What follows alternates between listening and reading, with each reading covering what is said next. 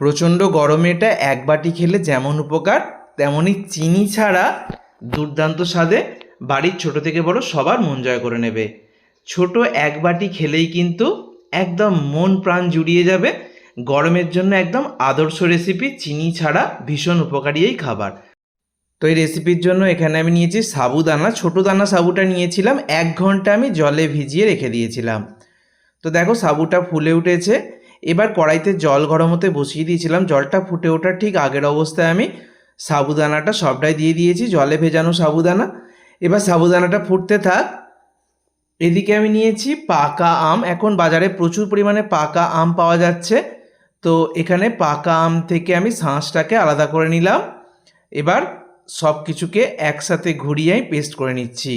এইভাবে পাকা আমের পেস্ট আমি করে রেখে দিলাম। এবার দেখো এই যে সাবুটাকে আমি সিদ্ধ হতে দিয়েছিলাম, সেই সাবুটা এরকম কাঁচের মতো স্বচ্ছ হয়ে গেছে। মোটামুটি 2-3 মিনিট মতো ফুটিয়ে নিলে এটা একদম কাঁচের মতো স্বচ্ছ হয়ে যাবে।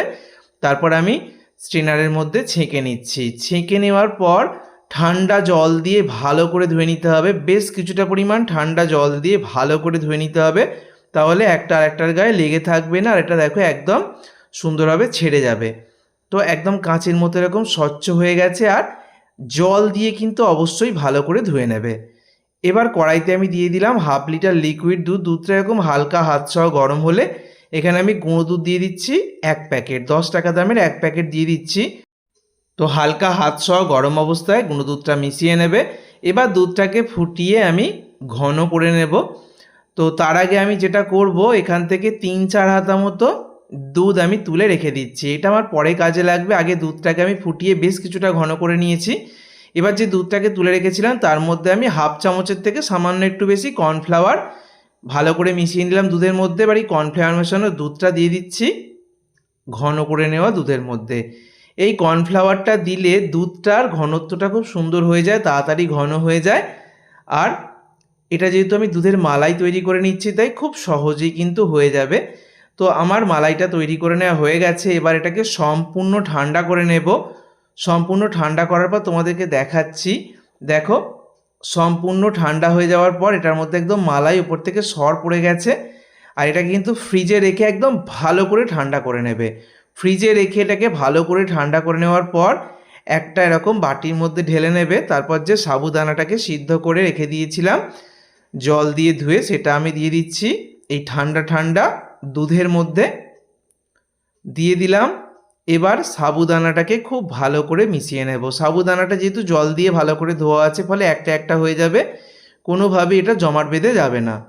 ভালো করে দুধের সাথে মিশিয়ে নিয়েছি। দেখো একদম ঘন করে এটা তৈরি হয়েছে। এটা বসে যাওয়ারও কোনো ভয় নেই, কারণ দুধটা একদম ঠান্ডা রয়েছে আর সাবুদানাটাও সিদ্ধ করার পর ঠান্ডা হয়ে গেছে। এবারে যে আমের পেস্টটা করে রেখেছিলাম পাকা আমের, সেটা দিয়ে দিচ্ছি। যদি বছরের অন্য সময় বানাও বা পাকা আম না পাওয়া যায়, পাকা আম ছাড়াও এটা বানানো যায়। তো এখন যেহেতু পাকা আমের সিজন, তাই আমি পাকা আম দিয়ে বানাচ্ছি। আর পাকা আমটা দিলে কালারটা খুব সুন্দর চলে আসে। খুব ভালো করে এবার মিশিয়ে নিলাম। তো দেখো আমি আমের যে পেস্ট সেটা দিয়ে খুব ভালো করে মিশিয়ে নিয়েছি। আর কতটা সুন্দর দেখতে হচ্ছে দেখো। এটা এখনই খেয়ে নেওয়া যাবে, তবে এতে আমি আরও কিছু উপকরণ অ্যাড করছি। এখানে দিয়ে দিচ্ছি কিশমিশ আর আমন্ড বাদাম আর কাজু বাদাম কুচি।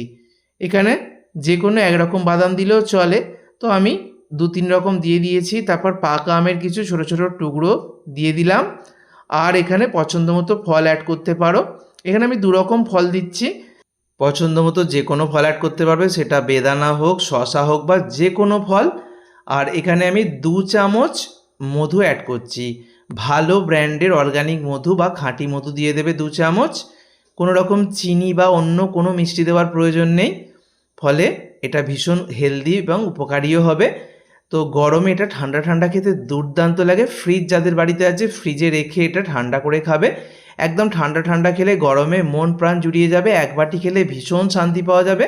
আর এটা যেহেতু বিভিন্ন রকম ফ্রুটস রয়েছে, ভীষণ হেলদি হবে, ড্রাই ফ্রুটসও মেশানো রয়েছে, ভীষণ খেতেও ভালো লাগবে আর উপকারীও হবে। এক বাটি খেয়ে নিলে গরমে কিন্তু ভীষণ ভালো হবে শরীরের জন্য। ছোট থেকে বড় সবাইকে দেওয়া যাবে। আর এর স্বাদ কিন্তু অপূর্ব হবে, মুখে দিলে কিন্তু দুর্দান্ত লাগবে একদম। কথা দিচ্ছি, গ্যারেন্টি রেসিপি। বাড়িতে একবার ট্রাই করো আর সবার মন জয় করে নাও। ভিডিওটা বন্ধুদের মধ্যে প্রচুর শেয়ার করো। ধন্যবাদ।